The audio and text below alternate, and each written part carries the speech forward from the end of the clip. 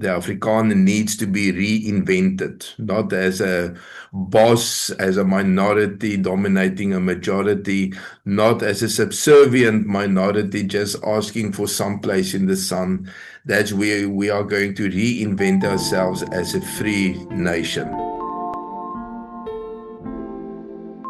Now there are some problems in the world which can only be solved by self-determination. The Sahrawi problem in Morocco, the Palestinian problem in Israel, and the Afrikaner problem in South Africa can only be solved by... I am from Africa, and I have the freedom and I demand it. Thank you, Honorable Member. My guest is Dr. Wynand Boshoff, member of the National Assembly's Portfolio Committee on Land Reform and Rural Development and provincial leader of the Freedom Front Plus in the Northern Cape. Welcome to the program, Dr. Boshoff. Welcome, Wynand. Thank you very much, John. It's really nice being here. Yeah. Wynand, I invited you because I came across this video the other night where you were addressing the Portfolio Committee on Land Rights. For me, it was I want to use the word poignant. It's a very poignant video for me to watch. You talked about the rights of the Afrikaner, and the committee more or less sits there and kind of laughs in your face. That's the feeling that I got, as I mentioned to you now in our pre-discussion. I saw Andile Masitama, if I've got his name right, yeah, banging with his fist with pleasure, laughing at what you had to say as you walked away. Describe to me, if you can, the moment as you experience it. What did it feel like? Now, what I did actually in my speech is to start by saying we are working with a narrative in which Afrikaners contribute nothing to South Africa but oppression and hardship for other people. And that is a narrative I would like to contest.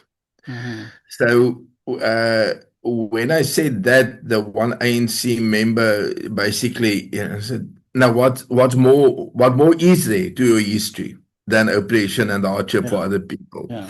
And it became a little bit unruly from that point on. I made also the point that in 1994, when the democracy, when the new dispensation started, the Afrikaner as a collective was actually deconstituted. Mm-hmm. And from that point on, remember it's land reform, so land ownership is very important. From that point on, there was no Afrikaner land or white land in South Africa anymore. There was land being the property of individuals who might happen to Afrikaners or whites or whatever.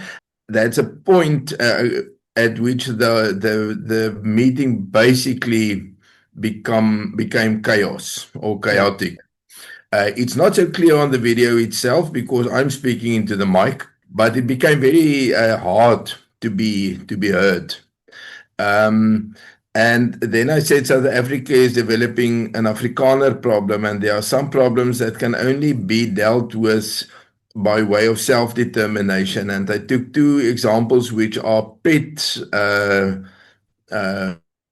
of the ANC, the Sahrawi people in Morocco and the Palestinians in Israel. And those two problems can only be solved by self-determination, and also the problem in South Africa. When I said that, my friend Klikama shouted out, "You're a settler." And somehow that just, pushed my button.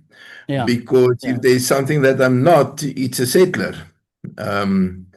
Would anybody in Europe say that somebody who's been around for more than 300 years is a settler, disregarding of where the person comes from? And at that stage, I basically abruptly just stopped my speech and turned to him and said, "I'm not." And then my time was done. It made me feel like, as an Afrikaner specifically, it made me feel beaten and small. Now, that is something which used to be covert or very subtle and which is not anymore.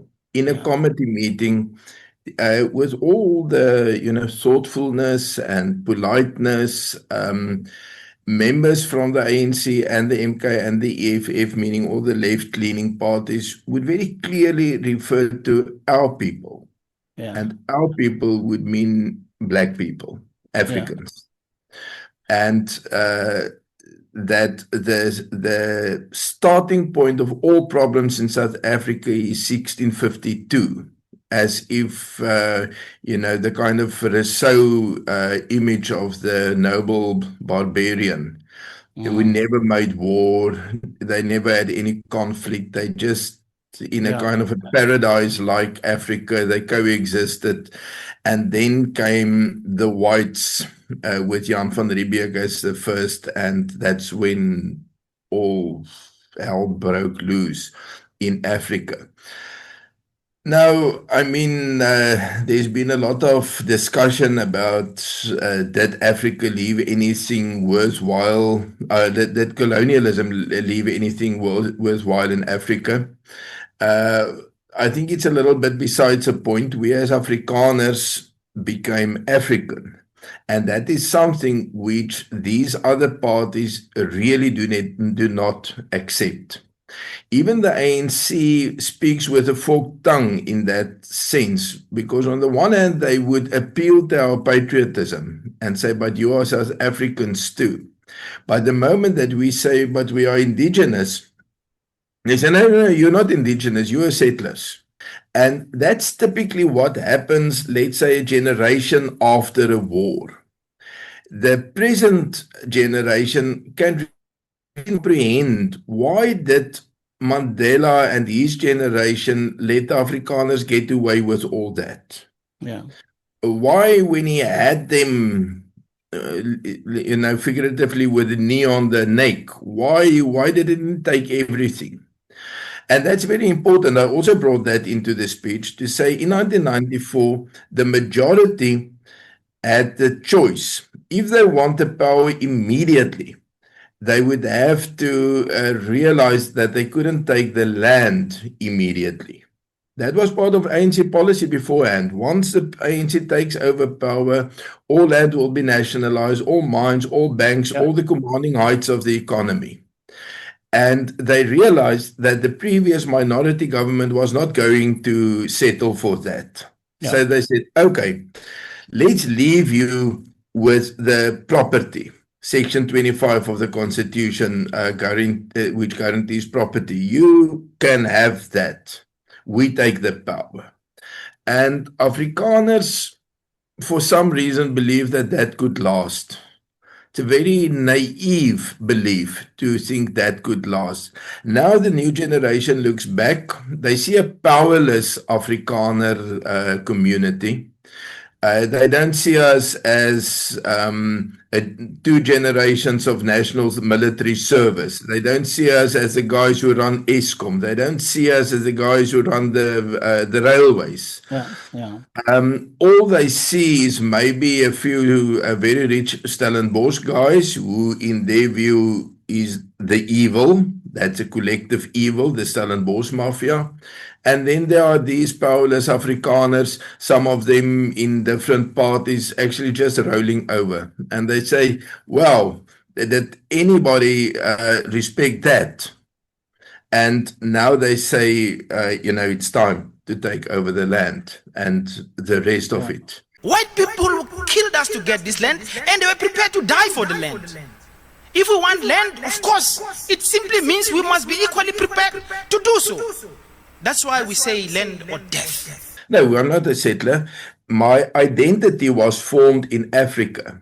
There was another debate in which I also argued that when they said, but you are not indigenous. And I said, if my identity was British or Portuguese or somewhere else, where to I could return, I'm just a flavor of something, then I'm not indigenous.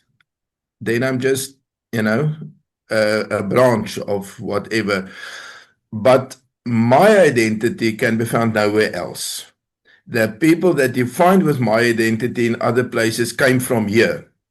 my question, and this is what I'd like to talk to you about in this discussion, at least part of it, is have we become 30 years post-apartheid in this new multi-racial, multicultural democracy? Have we, as a group of people, a tiny group of people, in fact, in South Africa, a very small part of the broader composition of South Africa, have we become entirely, and I use the word now specifically, powerless in South Africa? Are we today without power in South Africa? No, we are without self-determination, but we are not without power. I think one loses one's power when you accept losing your power. I think Afrikaners are still very much prominent in the business world, which is actually ironical because when I grew up, there was still a kind of a popular belief Afrikaners can't do business. You know, we should be in the civil service because in business we don't work. Interesting. The only previous generation successful Afrikaner business which survived into the present time was Sanlam and Santam, those big institutions, Volkskas, which were collective institutions, and then as individual entrepreneurs, we had Anton Rupert. But the next generation, which is maybe 20 years older than I am, we had, well, Johan Rupert, who took over the inheritance and really made something more of it than what he received. But we also had G.T. Ferreira, First National Bank, First Rand Bank, Pepkor, Christo Wiese, Shoprite. All these guys actually came to the fore in the 70s and the 80s and really became big business people. But they are not. If I can interrupt you, yeah, that though is a certain number of people, Afrikaans people, that has a certain economic clout in the country. That's not talking to my brother or my sister or the man down the road. I'm talking about us, I'm not talking about the economic power that we may or may not still retain to a certain extent in the country. I'm talking about our identity. And I want to talk about back in 1994, when South Africa became a democracy. I was one of the people, Afrikaners, who then lived in Europe. I worked for the SABC, as you know, and reported on the events in South Africa. I celebrated the end of apartheid. I celebrated the coming of the new democracy. I thoroughly threw my weight in behind this idea of this new democracy. A lot of other people were rather skeptical, and I remember the words of many people, I'm not going to mention any names, who would say in the time, you are going to become overwhelmed by the mass and you will disappear in the mass. That's my question. My question is not whether Rupert has got economic power. My question about is my brother, my sister, my family, the people that I love, have they become swamped? Have they got a voice? Have they become disempowered? I think it's very important to realize that a new generation has grown up since 1994, and they are not as accepting of this inferior status than the previous generation. I have this kind of layman's theory. It's definitely not a rule, but to say a generation who lost a war don't stand up again. So I'm part of the national service, the army generation. We are also the guys who lost in 1994, who lost our power. Many of us saw it the way that you mentioned, that we are all liberated because, I don't have to carry the weight of a minority ruling an unwilling majority anymore, so that we are all liberated. But that's in time, it just emerged that we lost.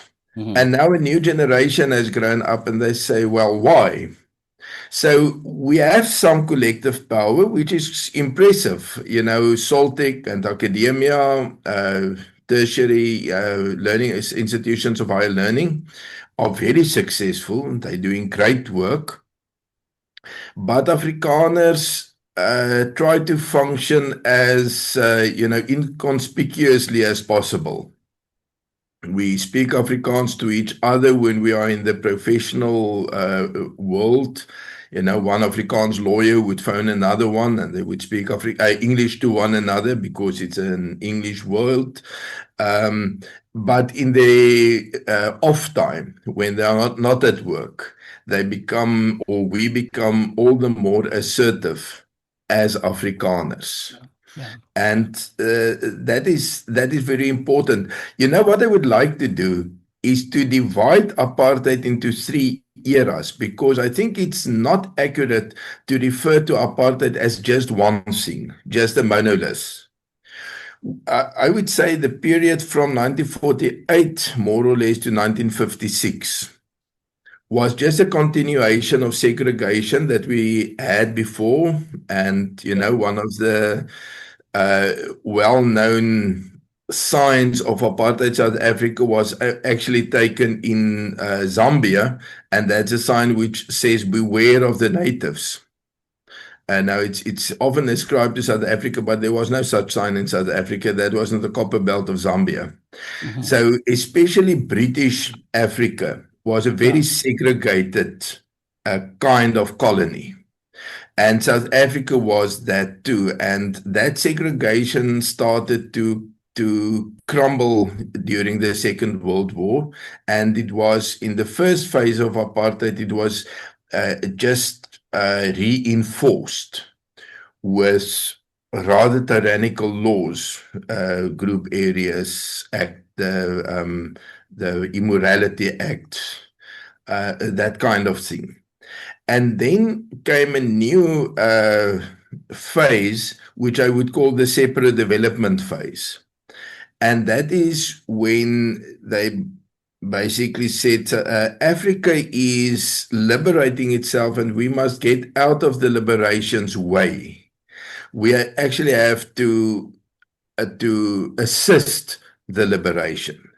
But as Afrikaners, we did it according to the way that we thought about our own liberation. So we said, what you black people should actually do? You should own your mother tongue and your own language, and you should liberate by way of your ethnic identity as Tswanas and as Zulus and so on. But it's not what they wanted to do. They aspired to the global English culture. And for that reason, they developed long ago already the black identity, which supersedes the ethnic identity. For the nation to live, the tribe must die. And as Afrikaners, and that was part of the separate development phase, we actually said, well, that's a grave error. You should not do it that way. And that's part of the reason why it didn't work. Another part of the reason was put very eloquently by Dr. Nick Rudy, when he said Afrikaners are not prepared for the geopolitical demands of apartheid. And if you read closely, what he actually just said is Afrikaners are not willing to do their own work.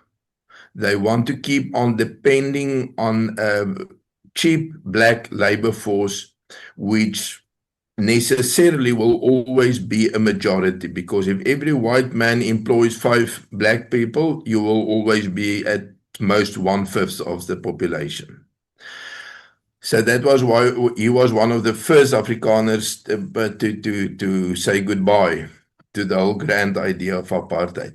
And I would say this separate development phase was from 1956 to 1976. In that era, there was a rather wide acceptance. There was a Sharpeville uprising in 1960, from which apartheid South Africa recovered very well. And then there was a peaceful time, and it seemed like it might be working, or I could rather say Afrikaners could convince themselves that it was working. And then erupted 1976. And nobody could convince himself anymore that blacks were actually, by and large, very satisfied with this status quo. And then started the last phase, and I would say the most shameful phase of apartheid. And that was a low-intensity civil war, which boiled down to it that we did actually nothing more than trying to remain in power. And the most, I would say, tasteless stories about apartheid is during the 80s. Happened during the 80s. People slipping in shower and dying from that, people committing suicide by jumping out of the eighth story of a police building. Yeah, That kind of thing. Reinhold, one can argue that all of these terrible things that you're now talking about, that could happen under any regime. That does not define what apartheid was meant to be or was designed to be. That's just corruption within whatever system you might have. You surprise me a little bit, and for the simple reason that you are the grandson of Hendrik French Verwoerd. So I would imagine, maybe it is like that, you can confirm or not, that there must have been a time in your life where you must have focused some attention yourself on what this thing was that my grandfather is said to be the creator of, to put it in maybe two base terms now. My understanding is, and maybe the question I should ask is, and that's the question I'm keeping myself busy with at the moment, in fact, is I don't quite understand what is so immoral about the idea of allowing different cultures, different races, different ethnic groupings to actually grow and emancipate themselves from within their own cultural identity or religious belief system, or whatever the case might be, which will take us directly and straight back to the Verzuiling system that I talked about, Kuiper's idea of pillarization. The different pillars in society should emancipate themselves from within their own pillars, as we've had in the Netherlands, which I think is the seed idea, the base idea of apartheid. So I just wonder, how would you evaluate the philosophical thought that created apartheid, the ideas that created apartheid? No, definitely. Let me first say I have applied my mind to this whole question, for hours on end. And there's one thing which actually nobody is in a position to question me on. And that is to say, I read about my grandfather being this racist, this arch racist who believed blacks couldn't do mathematics and stuff. Yeah. And I compared that to the family in which I grew up. Mm-hmm. And I don't find the description anywhere. I was born 4 years after Verwoerd was killed, so I didn't know him. But I'm not trying to say, he was a very good father and a very good grandfather, as if doing inhuman things could be excused because you were a good grandfather to your grandkids. I'm trying to say something fundamentally different. And that is that I grew up in a house and in a broader family, because our family got together quite often, where black people were very much respected. And where my father would repeatedly in my primary school days receive black people for dinner. And they would sit around our dinner table with us, eating together, something which was a little bit peculiar in South Africa at that stage. It was not all that common. I remember how serious it was for my one uncle, who was a missionary in the Lebowa region, that he came across a black artist who made very beautiful sculptures out of the wood of his own people in traditional activities. But there was a white trader which came and paid him a pittance for that, and then sold it for a high price in Pretoria. So my mother had to go and do some detective work to find where is this guy's work. So I really did never experience this kind of this image. I think you might misunderstand me here. That's not what I'm suggesting at all. In And fact, no, I and suggest the opposite. I'm actually yes, suggesting to yes. you that I'm suggesting to you that in today's terms, it would be, in my mind at least, a pretty progressive, liberal, and open idea to say that every person has the right to his or her own identity. Mm. I mean, if you talk about woke society today, I would rather say to you that the very idea, and I know a lot of people are going to be very angry with me for saying that, but the very idea of polarization, of the idea of allowing each cultural group to actually grow, mature, emancipate itself from within its own identity, sounds to me like a very liberal concept. So, Yes. let me make that very clear. I don't Yeah. buy to this image of your grandfather, the monster. That's not what I'm suggesting at all. I'm suggesting, and I know for a fact also that he was a sociologist, if I'm right. He was a social worker at some point in his life. He came to study here, and I suspect that he came here in contact with the philosophical thought of the day. And part of that thought was certainly polarization, the idea that I just tried to describe now, of your right as a group to actually have the right to maintain that culture that you have, that belief system that you have, that identity that you have, and that there can be nothing more progressive and liberal than exactly that. Now, that is part of the whole thing. How did Afrikaners get ourselves out of the very negative position that we had been early in the 20th century? We were poor. We were not equipped for the professions or the jobs in the cities. We lost everything in the war. So, by and large, a poor white problem was a poor Afrikaner problem. Yeah. And it was something that you had to get yourself out of. Yeah. And the first thing is that it had to start in the mind. And we used our own identity, our nationalism, if you will, to do that, to say the Help Mekaar beweging, the movement for helping one another, and the Reddingsdaadbond, the Saving Action Society, you could say. And to say we need to work ourselves out of this. And one of the central tenets of that was we are going to do it in our own language. So we didn't aspire to be accepted as employees in the English banks. Yeah. We would start our own Afrikaans bank. Yeah. The first actuary, or what you call an actuaris in English. The first actuary in South Africa was trained in Scotland, and he returned to South Africa with this calling that I'm going to start an Afrikaans company where I can use my knowledge, and that was the beginning of Sanlam and Santam. Yeah.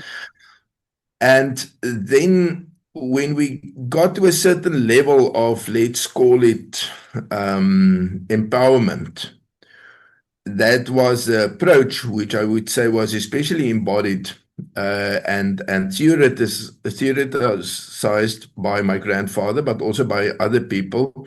Dr. Iceland, I would refer to in that sense, and some other academics who said, if you want Black South Africans to get out of the position which they are now, which means an inferior economic, social position, you could take one of two routes. The English route was, I'm going to take the cream, those whom I think have the potential, and train them in English colleges into Black Englishmen, like Adams College and the Fort Hare University and so on. And then that was the English vision. We are going to use these anglicized blacks to rule the empire for us on our behalf, because they would have some legitimacy. The response from our side, if I could call it like that, was to say, in that way you are going to separate the elite from the rest of the stratum of the Black population. And you're going to have this small with access to everything, but that will leave behind the numbers. Yeah. And that wouldn't be a real liberation. So that was where the idea of, but let's develop in ethnic terms, do it through your language. And you know, one of the funny things, not funny in the laughable sense, just peculiar things, is the Bantu Education Act of 1956 included mother tongue education as far as possible, starting with grade 1, 2, and 3, but then as far as possible. When the Transkei received its self-government in 1963, the very first thing the new Transkei government did was to abolish the Xhosa education and replace it with English. Now, the interesting thing is that was a core part of Verwoerd's belief that you should implement mother tongue education. But when the Transkei decided that, he said, well, it's their decision now. They had a self-governing territory. It's not for me to say you should not. So in the rest of South Africa, mother tongue education in Xhosa and all the other languages were developed further, and it was implemented in the black schools, but not in Transkei, because Transkei decided against it, which says something about the idea of it's a real independent state now. It's not just our little toy that we gave the guys to play with, but they should listen to us. So that's important. What happened in South African politics, specifically black politics, is that this, let's call it this English-speaking elite, they won the hearts and the minds of the black population. That was embodied, politically speaking, in the ANC. The ANC started as a small elite type of organization. We just demanded equal rights with whites, not for everybody, just for those civilized enough to be able to handle it. And well, of course, that would lead to what we had. So that's why on the one hand, whites didn't want it, and on the other hand, blacks really wanted it, because they realized that if our elite is taking the power, they will give it down to us. Now, the reality in South Africa is that according to Professor William Gumede, since 1994, 1 trillion rand has been circulated within 100 individuals. That is a black elite. And the numbers did not benefit. And in that sense, I would say, yes, politically, the anti-Verwoerd view won because they got the power. But they proved him right, because the ordinary black child has to learn in another language, not in his mother tongue. He has to acquire skills and knowledge through a foreign language. And they find it hard to perform on the same level than their Afrikaans and English-speaking counterparts who can do all that in their own languages. And you empower again and again and again the small part of the population who are as acquainted with English as with their own languages. So that is one part of the story. The part of why it didn't work is another part. It was actually we deciding they should become nations. It was not they wanting to become nations. The tribal differences between different Xhosa groups. Many Afrikaners, white people think Xhosas are just Xhosas, but you have the Pondu, and you have the Klaleka, and you have the Xhosa itself, and you have the Fingos, and the unity would just gravitate towards being a nation with a nation state. And that's a kind of thing that you don't develop because somebody else says you should. It comes from oneself.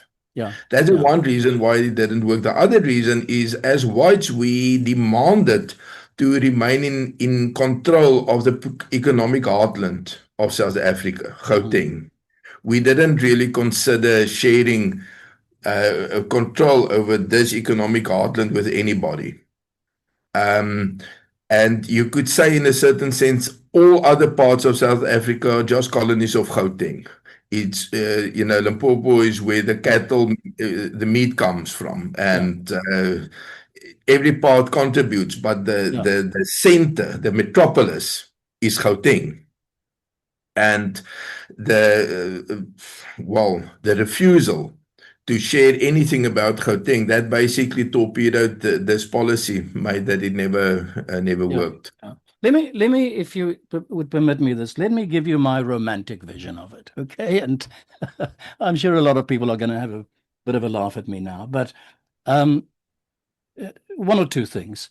In Holland, and I've lived in Holland now for a number of years. There's a lovely saying here in Dutch. It is elke mens naar zijn eigen waarde. It's actually lovely. It's a very progressive idea. Every human being, every person, everybody towards its own value or its own value system. Elke mens naar zijn eigen waarde. That seems to me, if I listen to Professor Eric Lowe, who I mentioned to you has written several books about this theme, who have studied your grandfather and his politics, would seem to me the core idea of what apartheid in its most primitive form would start as. How it develops and gets perverted later on is an entirely different story. I'm just simply talking about the value that started this idea of apartheid. And then I would go to what Lowe says to me. The English brought in segregation in South Africa long before anybody else. The English are also responsible for what he called the Crown's business model. You import lots of people from neighboring countries into South Africa, et cetera, to come and work in the mines because you needed these, and I'm going to use this word on purpose, you're going to use these primitive people to dig into the ground to get the gold out of the ground. It's a good business model, and you make sure you don't educate these people as well. Whereas it seems to me that the ideas of your grandfather then, apart from the fact that one of the points of departure for the Afrikaner was we did not want to become anglicized. Exactly. We didn't want to become English in the process. So we wanted to be apart from apartheid, apart from. The Dutch call themselves in aparte volkje. Not in the sense of apartheid, but in the sense of its own unique definition, its own unique character. So first and foremost, the point of departure was to actually maintain the own culture and the own identity. The second was this value, this principle that I talk about, which is a very progressive idea here in Holland today, as we talk here in this very woke world. Elke mens naar zijn eigen waarde. That created, other than the British model of what Lowe then calls vertical segregation, it then creates space for what he calls horizontal segregation. So to the extent where you also recognize and respect these other indigenous peoples of South Africa as Zulus or as Xhosas or as Pedis or Vendas or whatever the case might be, all of that all put together in its philosophical jacket, what it was created as a starting point seems to me, once again, like a very progressive ideal. And then you add on top of that, according to Lowe's reasoning, also the fact that the Afrikaners were also Christians. So it was a sense of their Christianity, of their religion that told them that you should give space and allow for the growth and the development of each within his own character, within his own identity. Does that not define apartheid then in a different way for us? Exactly. There's always the continuity and the discontinuity in a tension with one another. So that's why I say I would like to divide apartheid in the three eras. The segregationist era, which was actually just a continuation of British policy, racial policy, where the accusation of having the reserves as labor reservoirs is actually quite true. That's the way in which it was managed. having enough black laborers, but not too many. And, controlling the flow of people in that sense. And then we got the separate development era. And that's the only thing that Dr. Verwoerd could actually be called the architect or the father or the creator of, is a separate development idea. Because he was a rather junior member of the National Party when the word apartheid was coined. I think it was Paul Sauer, a Cape politician, who actually used the word. And it was at that stage a neutral word. It was just the word indicating being separate. Yeah. And then people would ask, when they approached the 1948 election with this apartheid slogan, say, okay, so how is it going to work? And then Mr. Sauer devised a kind of a proto formulation of the Homelands Policy, saying, we could take all the reserves of a specific nation and we could develop that into states. Yeah. But then when the NP got into power, that didn't really receive a lot of attention. Most of the attention went into being apart legislation. But then Verwoerd was brought in 1952 as Minister of Native Affairs. And he started to develop this really into a kind of thinking of proto-states.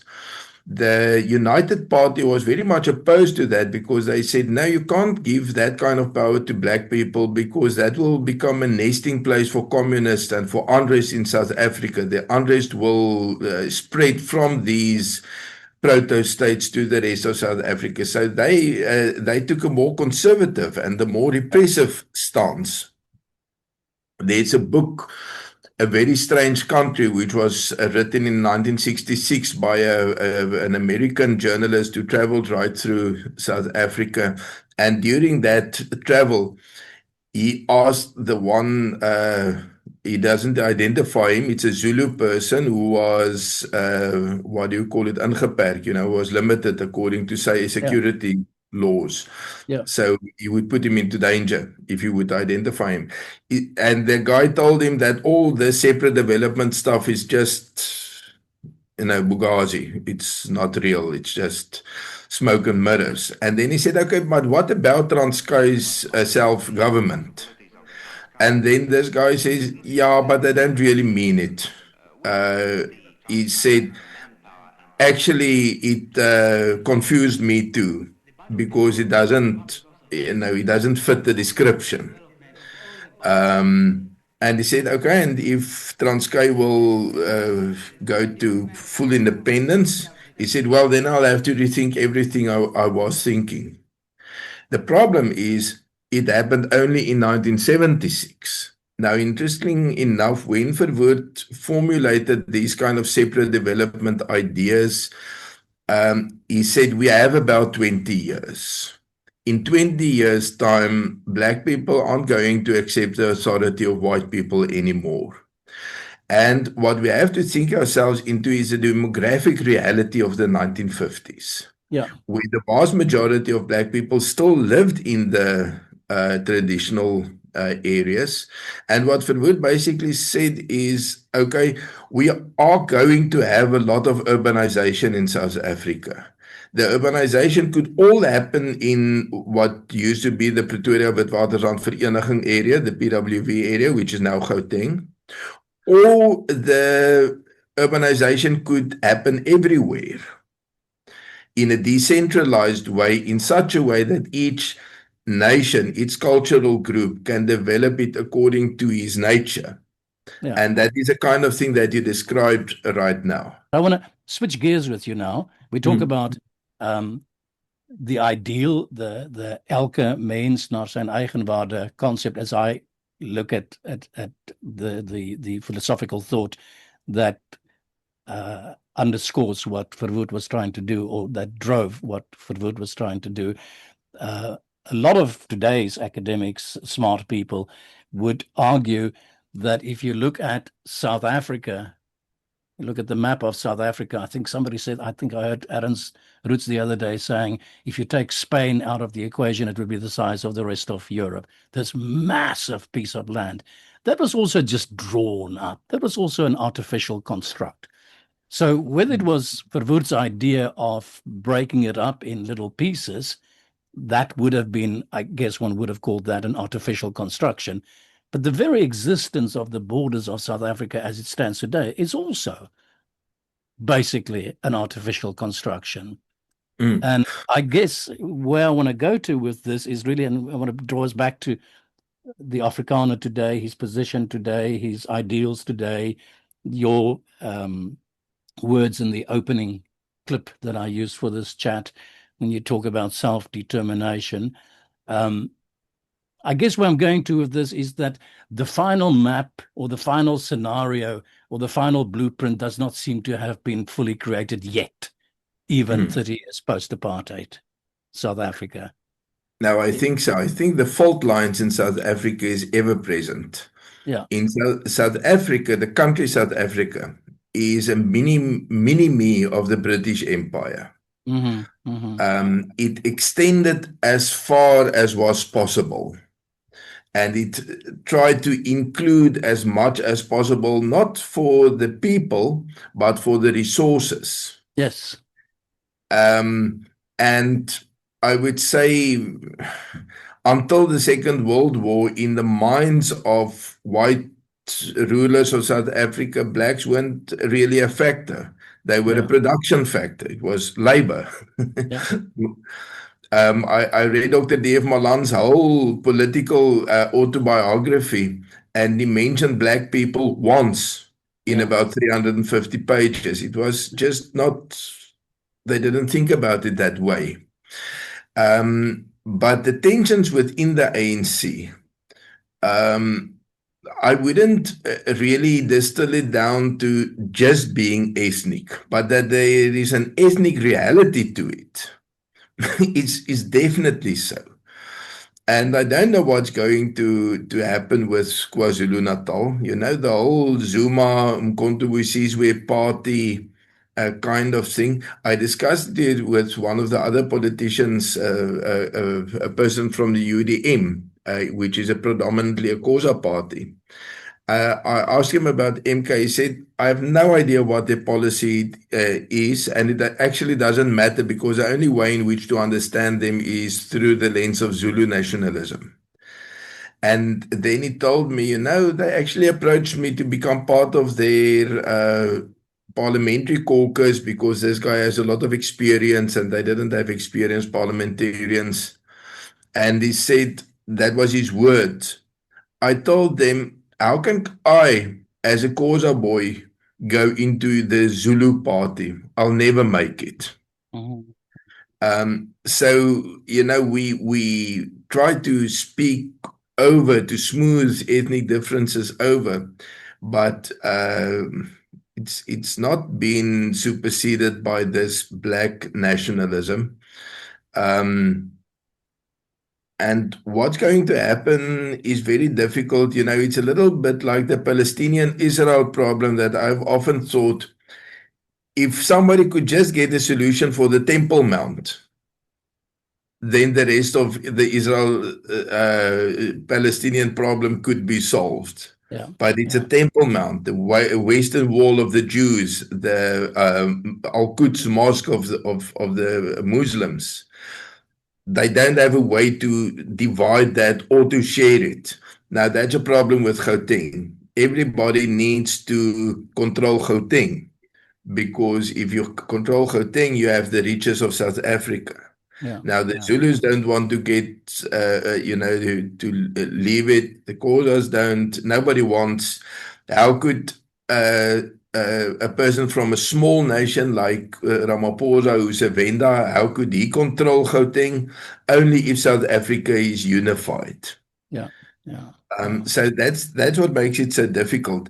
But that's a problem that South Africa is descending into a type of chaos, which I really don't see the way out of. because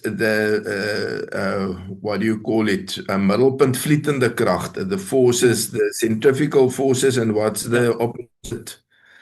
Those forces are so strong now. The ANC has its 40%, the MK and the EFF are both there together. They make about nearly 70%, but they are so opposed to one another that the ANC would rather go into government with the DA, which would be their arch enemies, because they can't get along with people who are ideological within their own ambit. And I don't know where this is going. It's getting more chaotic, and it's becoming more difficult to govern the country. Yeah. And that leads to weak economic growth, that leads to less investment, that leads to pressure on the minority. We are going for your land. The Employment Equity Act, every employer, not just the state, every employer should reflect the whole demography of the country within his workforce. And that also drives away investors and economic growth. Now, what we as Afrikaners actually have to do is we have to be the majority somewhere. And that is what I mean with self-determination. It doesn't help to say we are going to be the majority in Gauteng, because we are never going to be that. We are, let's say, 3 million Afrikaners left in South Africa within a population of 60 million. So let's say we are 5% to work with. Somewhere we have to be able to exercise our numbers in such a way that we can be a majority, and then that we can get out of the way of this conflict. It's not becoming a deadly conflict like Syria had been, that you just see ruins. It's this kind of low-key conflict. Things are not blasted to the ground. They are just neglected to the point that they fall down by themselves. Well, within all of these forces that you're talking about, there's of course this very big word of this hyper corrupt government as well, and everything that entails. So the chaos.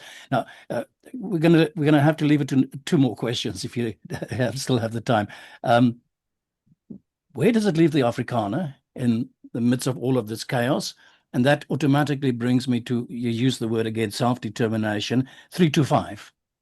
235. It's 235. Is it 235? I beg your pardon. 235. You're right. 235. Are we talking about just a kind of a vague idea here that we can forget about within all of the stuff that is happening, that time has overtaken the ideals of self-determination? What are we talking about in concrete terms, in real terms, possibilities? Okay. Let's say for the first thing that people often think, I don't think all Afrikaners will concentrate in one area. And I think that Afrikaners are a stabilizing force wherever they are in South Africa, because we are very adaptable and succeed in keeping on doing business even in unfavorable circumstances, because we make plans on how to do it. But that still leaves one as a minute minority within a large majority. And I want to use the comparison with the Jews in the diaspora and the Zionist Jews. They need each other. The Jews in diaspora, I don't know how to say that in English. I know there are anti-Zionistic Jews also, but I think quite a substantial majority. They really support Israel. They don't want to go and live there, but it must be there. It's part of their identity, and they know from past experience. I mean, you could say Nazi Germany was just the biggest pogrom in the history. They offered repeated pogroms in Europe all through their history. And they realized that if you are a small and successful minority, you're ground under your feet. And that is what Israel gives them. So you also need the guys, the Jews in Israel, to keep that running. And it's interesting that Israel developed into one of the states, I think the fourth most or fifth most happy state, where people are happy. The happiness index, where I think Finland is first and Switzerland second. Yeah. They're in the top 10. Israel is also. You wouldn't think that because one's image is a lot of war. Our people so happy in war, but there's something to it. So Israel need the support and even the money of the Jews in diaspora, and on a spiritual level or a cultural level, the Jews in diaspora need Israel. Now back to Afrikaners. That is where a place like Orania comes into it. People would often say, okay, this idea of self-determination is fine, but I don't want to go to Orania. Okay, that's fine. Don't. But invest some of your money into Orania to make it possible for those who do want to do that. Yeah. And I think for some people, the mere fact that Orania still survives is more than they expected. The fact that it grows and that its infrastructure and population and everything is progressing, that is much more than they expected. But Orania is not yet an alternative for somebody who might consider going to the United States as a refugee at the moment. I mean, the possibilities in the United States are a little bit more favorable than maybe in Orania. So we need the input of the Afrikaners in diaspora, whether the diaspora is in South Africa or abroad. And we really need to develop our resources within Orania. Orania is more an idea than a geographic area. The Orania idea can't be exercised, let's say, in Mpumalanga or in Limpopo, but how large the area in the Northern Cape is, where the Orania's idea can become reality, that's a little bit, something to be learned. Maybe it might remain something like a city-state. Then it's not very favorably located because you are dependent on other people's shoreline, other people's airspace, other people's roads. You're very dependent, like Lesotho is. But even there could be ways around that. But you need a place where you have ground under your feet, and that's self-determination. That could also. Let me ask you this here about Orania now specifically. Are you now being a salesman for Orania? Which is your full right to do so. Are you suggesting to me that Orania can indeed be developed into a city? I think I read somewhere that you got together in Pretoria to talk about plans of how to develop into a city that would be able to accommodate 1 million people. I don't know if that's a piece of fiction in my head or if that's you can confirm whether that really is part of the planning or the ideas. But you're not suggesting to me, or are you suggesting to me that Orania itself, or are you suggesting that places like Orania, a string of Orania, so whatever the case might be, that could be connected together, could form this place of self-determination that you're talking about? Yes, I would say that Orania itself is a growth point, and there could be satellites or whatever elsewhere, but not randomly.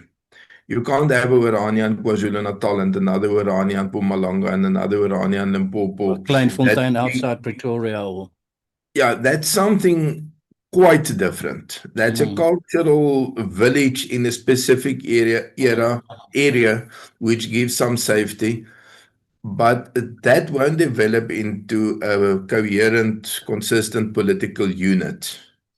So let's speak about 300,000 Afrikaners.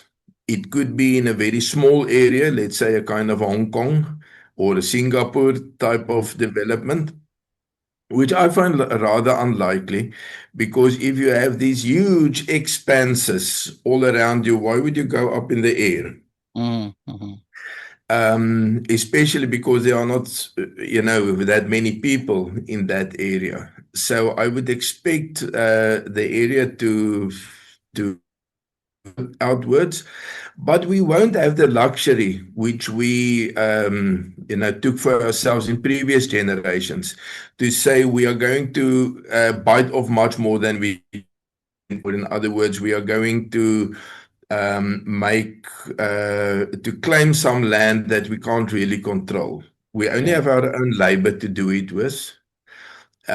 Because if we don't use our own labor, we are building our next defeat into the system, because then we are going to become a minority in what we built up once again. So it's a little bit difficult for me to say. It might extend from the Orange River to the West Coast. If you speak of 300,000 people, I mean, the whole of the Northern Cape just have something like 1.2 million people, and half of those 1.2 million is in the northern 10% of the province. Now, we are living in the solar area, with solar energy being very important, opening possibilities which we didn't even consider 30 years ago. And Eskom is going down, so you can do good business with South Africa. Exactly. So the very dry area between the Orange River and the West Coast, that really gives some possibilities which didn't exist before, and with an influx of, say, 100,000 people already, you could really dominate quite a large area over there. Yeah, but you do understand that you do force me to ask the devil's advocate question. I mean, are you really suggesting that to me? Because a lot of people, I mean, I will admit to you, I've said this to you, Strydom, as well. I really have a kind of a romantic something with Orania. There's something that appeals to, I don't know, maybe it's the hardcore Afrikaner in me. There's something very appealing to the idea of this pioneering group of people building a nation somewhere in the middle of the desert. And then I also use the words "middle of a desert" as well, that's the irony of it all. It's really kind of like a small little group of people somewhere in a harsh desert. There's an image to be drawn from that as well. But if you are serious about Orania being a growth point, then two questions. Why are you not marketing it more directly as such, holding out the promise of, here we're going to build a city of 1 million people here. It's going to become this modern city in the middle of the desert with our own identity, our own character, maintaining our own culture. That's something that I think would appeal to a lot of people. That's part of the question. And the other part of the question is, why don't you have a stream of people knocking on the doors to get into Orania? I think the reason for the first one is a little bit in the 1990s, when this whole new dispensation was created. We talked about the Volksstaat. We even had borders for a Volksstaat. And it was presented as if it is actually just a reality, just it need to be constituted. Yeah. And that didn't happen, which is part the result of how the negotiations went, and part the result of how the reality of South Africa didn't play out as nasty as many people expected it to do, not in the short run. So that humbled us a little bit, and we said, okay, let's just present what we have. Let's not make too large claims on what we are going to do. Let's present what we have. We market that. And as we grow, our aspirations can also grow. Now, as one of our people, actually my brother Carl put it, when we started with Orania, people said, number one, it's not necessary. Number two, it's not possible. Now, he says in 30 years' time, at least we proved that it is possible, and the ANC is proving that it is necessary. The reason why we don't have this influx that we really would like to have, I would say it's also a complicated answer. The one thing is infrastructure. we are not in a position that people flee and they will, set up camp if it is necessary and sleep on the rugby field or whatever, just in order to be safe. We're not there in South Africa. People still make money. People still have their jobs where they are doing good, and you have to compete with that. And that is why we have many supporters of Orania who invest in some, maybe through buying what you call it, a property. Some sending their children to the Bokaru opleiding. It's a training center where electricians and plumbers and different people in the trades are trained. So people get involved with Orania in many ways, but not moving yet. And I think that's a kind of snowball type of thing. Yeah. If you have 300 people and you grow by 10% per year, then it's 30 extra people every year. But if you have 10,000 and you grow by 10%, then it's 1,000 every year. So in a sense, it's still a kind of a leap of faith. Saying, well, if the Afrikaner has to survive, it needs something like Orania. Nobody else is doing something like Orania. So we are doing that in the faith that, my dad had something which he told us in exams always. He said, luck works sometimes, but work works always. And that's the approach with which Afrikaners in Orania does our work. If you keep on working hard, something must happen. So we're going to have to end this conversation. Are we really over time?